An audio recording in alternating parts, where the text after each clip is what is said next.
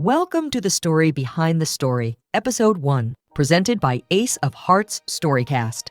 Warning, the following program contains several spoilers for the decision. There is a link to the story in the description of this video. Hi everyone, it's Ace. And I'm Trixie. We are the creative team behind Ace of Hearts-Storycast. We created this feature to give you, our audience, more insight into the thought process behind our content here on Ace of Hearts. In this episode, we will take a look at the very first story we published on Ace of Hearts, The Decision. So, Ace, this was your project. Where did the idea for the story come from? Thanks, Trixie. The main character, Johnny, is a cross-section of guys I've met over the years who've experienced the worst of betrayals by a wife or girlfriend. In the story, Rose was a cheater who bore 3 kids for another man. Plus, she never really wanted Johnny physically. We understand our channel's listeners. They want brutal revenge for people as evil as Rose and Melvin, and The Decision delivers on that. I see. Where did the shotgun idea come from? It was kind of like a Rube Goldberg game show thing. The idea of pressing a button to blow someone else's head off and then taking turns until it happens. It was interesting. Great effect on Melvin's death, by the way.